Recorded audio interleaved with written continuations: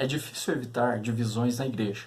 Nossa responsabilidade é identificar rapidamente as panelinhas existentes e tratar de eliminar qualquer separação que impeça a igreja de avançar rumo à sua missão. Desde que se constatou grande divisão na igreja de Corinto, Paulo começou a ensinar a respeito da unidade dos irmãos. Ele lembra que confessamos o mesmo Senhor, dependemos do mesmo Deus, ministramos no mesmo corpo e recebemos o mesmo batismo. Os dons são dados não para competição, nem para demonstração de uma pretensa espiritualidade, mas com o objetivo a mútua cooperação de todos os membros. Leia comigo a primeira carta aos Coríntios, capítulo 12, versículo 1 a 31. 1 Coríntios, capítulo 12, versículo 1 a 31. A respeito dos dons espirituais, não quero, irmãos, que sejais ignorantes. Sabeis que outrora, quando ereis gentios, deixáveis conduzir-vos aos ídolos mudos, segundo éreis guiados. Por isso vos faço compreender que ninguém que fala pelo Espírito de Deus afirma anátema Jesus. Por outro lado, ninguém pode dizer Senhor Jesus senão pelo Espírito Santo. Ora, os dons são diversos, mas o Espírito é o mesmo. E também há diversidade nos serviços, mas o Senhor é o mesmo. E há diversidade nas realizações, mas o mesmo Deus é quem opera tudo em todos. A manifestação do Espírito é concedida a cada um visando a um fim proveitoso, porque a um é dada mediante o Espírito a palavra de sabedoria, e ao outro, segundo o mesmo Espírito, a palavra do conhecimento, ao outro, no mesmo Espírito, a fé, e ao outro, no mesmo Espírito, dons de curar, ao outro, operação de milagres, ao outro, profecia, a outro discernimento de espíritos, a um variedade de línguas e a outro capacidade para interpretá-las. Mas um só e o mesmo Espírito realiza todas estas coisas, distribuindo-as como lhe apraz a cada um individualmente. Porque assim como o corpo é um e tem muitos membros, e todos os membros, sendo muitos, constituem um só corpo, assim também com respeito a Cristo, pois em um só Espírito todos nós fomos batizados em um corpo, quer judeus, quer gregos, quer escravos, quer livres, e a todos nós foi dado beber de um só Espírito, porque também o corpo não há um só membro, mas muitos. Se disser o pé, porque eu não sou mão, não sou do corpo, nem por isso deixa de ser do corpo. Se o ouvido disser, porque não sou olho, não sou do corpo, nem por isso deixa de o ser. Se todo o corpo fosse olho, onde estaria o ouvido? Se todo fosse ouvido, onde o olfato? Mas Deus dispôs os membros, colocando cada um deles no corpo como lhe aprouve. Se todos, porém, fossem um só membro, onde estaria o corpo? O certo é que há muitos membros, mas um só corpo. Não podem os olhos dizer à mão, não precisamos de ti, nem ainda a cabeça aos pés, não preciso de vós. Pelo contrário, os membros do corpo que parecem ser mais fracos são necessários. E os que nos parecem menos dignos no corpo, a estes damos muito maior honra. Também os que em nós não são decorosos, revestimos de especial honra. Mas os nossos membros nobres não têm necessidade disso. Contudo, Deus coordenou o corpo concedendo muito mais honra àquilo que menos tinha, para que não haja divisão no corpo. Pelo contrário, cooperem os membros com igual cuidado em favor uns dos outros, de maneira que se um membro sofre, todos sofrem com ele, e se um deles é honrado, com ele todos se regozijam. Ora, vós sois de Cristo, e individualmente membros desse corpo. A uns estabeleceu Deus na igreja, e primeiramente apóstolos, em segundo lugar profetas, em terceiro lugar mestres, depois operadores de milagres, depois dons de curar, socorros, governos, variedade de línguas. Porventura são todos apóstolos? Ou todos profetas? São todos mestres ou operadores de milagres? Têm todos dons de curar? Falam todos em outras línguas? Interpretam-na todos? Entretanto, procurai com zelo os melhores dons, e eu passo a mostrar-vos ainda um caminho sobremodo excelente. Divisão entre o povo de Deus apenas enfraquece seu testemunho a um mundo perdido. Dons espirituais exercidos corretamente são um dos pilares para o crescimento saudável da igreja, mas a quantidade e diversidade de dons não são termômetros para medir a espiritualidade de uma comunidade. Veja a igreja de Corinto.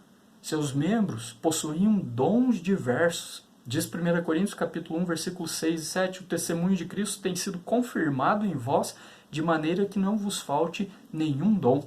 Apesar disso, a igreja enfrentava sérias dificuldades que levaram o apóstolo Paulo a chamá-la de imatura. Os coríntios se vangloriavam dos seus dons, usando-os como base para alegarem mais elevada intimidade com Deus e status espiritual.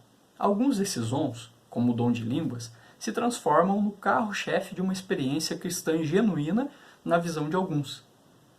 Quem falava em línguas estranhas era visto como mais espiritual.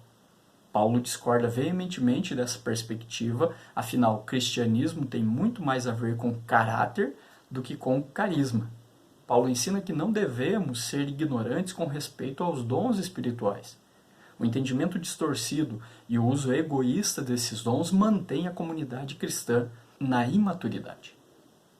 A diversidade da igreja, em termos de dons, deve contribuir para a unidade dela. Vejamos então alguns aspectos dos dons espirituais que esclarecerão e possibilitarão o uso dos dons, promovendo o crescimento, a maturidade e a unidade da igreja. A palavra dom vem do grego carismata. Na raiz dessa expressão está a palavra charis, que significa graça. Todo dom é um presente de Deus, manifestação da graça do Senhor sobre a igreja. Por isso, na comunidade cristã não existe espaço para orgulho por causa de um determinado dom. Dons necessariamente apontam para a graça de Deus. Paulo enfatiza que cada pessoa tem um dom transmitido pela manifestação do Espírito, que não há discípulos de Jesus sem dons e nem existe uma pessoa que reúna todos os dons. Portanto, pessoas precisam de pessoas. É o princípio da mutualidade cristã. Somos um corpo composto por membros diferentes, mas interdependentes. A cada um, porém, é dada a manifestação do Espírito. Versículo 7. Cabe ao Espírito Santo a distribuição dos dons espirituais. Todos os membros do corpo de Cristo possuem ao menos um dom. A questão principal não é se você tem um dom, mas qual é o seu dom. Qual é a função sua como membro do corpo de Jesus? Paulo tem uma lista de dons em suas cartas. Ele fala sobre isso em Romanos 6, 1 Coríntios 12, 1 Coríntios 14, Efésios capítulo 4. Deus é totalmente soberano para dar o que Ele quiser a quem Ele quiser. Deus é quem distribui os dons. Por isso Paulo fala nesses textos, todos esses textos, sobre os dons que Deus tem distribuído no correr da história para a sua igreja, para o seu povo aqui na terra. Para que haja essa mutualidade entre os irmãos, entre as igrejas, para que haja esse serviço. E serviço a gente sabe que é algo prático. Deus dispôs os membros, colocando cada um deles no corpo como lhe aprouve, diz Paulo. Deus coordenou o corpo, concedendo muito mais honra àquilo que menos tinha, para que não haja divisão no corpo. Pelo contrário, cooperem os membros com igual cuidado em favor uns dos outros. E Paulo então revela como Deus, por sua própria vontade, que é soberana, distribui ao seu povo conforme lhe apraz. Deus está agindo na vida de seus filhos para lhes conceder dons para a edificação, crescimento e a maturidade da igreja dele. Se Deus é quem concede dons, então por que competir uns com os outros? A mentalidade da igreja deve mudar a partir desse prisma no exercício dos dons e diferentes ministérios. Os crentes precisam se mover do modo competição para o modo colaboração e edificação. A premissa básica e lógica do apóstolo Paulo é que um corpo é formado a partir de diversos membros. Ele diz no versículo 14, o corpo não é um só membro, mas muitos. No versículo 19, se todos fossem um só membro, onde estaria o corpo? O corpo depende das diversas funções de seus membros. Nenhum deles constitui sozinho o corpo. Paulo dedica um grande trecho deste capítulo para ensinar aos coríntios que todos são importantes na igreja e que ele não deve supervalorizar um dom em detrimento do outro. Cada membro da comunidade tem a sua importância. Dependemos uns dos outros. O princípio da mutualidade cristã, resumido na repetida expressão uns aos outros, é um dos conceitos mais importantes da eclesiologia do Novo Testamento. Não há espaço na igreja para complexo de inferioridade ou superioridade, por causa de um determinado dom divino. Não há espaço para orgulho. Não estamos competindo para saber quem é mais ou melhor. Somos uma família que chora e se alegra uns com os outros, sempre visando a mútua cooperação para todos crescerem e serem edificados. No versículo 7, Paulo fala: a cada um é dada a manifestação do Espírito visando ao bem comum. Os dons espirituais têm uma finalidade: produzir crescimento. Ao exercer um dom, eu não me concentro em mim, mas no outro. Busco não a minha autoedificação, mas a do meu próximo. Dons são dados para o bem de toda a igreja. Eles não são para o prazer individual, mas o bem-estar da comunidade. Usar um presente de Deus de modo egoísta é usurpar algo que o próprio Senhor entregou para um uso altruísta. Afinal, segundo Paulo, a igreja é mais que uma equipe ou um time. O apóstolo a define como um corpo ao referir-se a ela. Versículo 25 diz: a fim de que não haja divisão no corpo, mas sim que todos os membros tenham igual cuidado uns pelos outros. O seu desafio é descobrir quais são seus dons e usá-los para o crescimento das pessoas.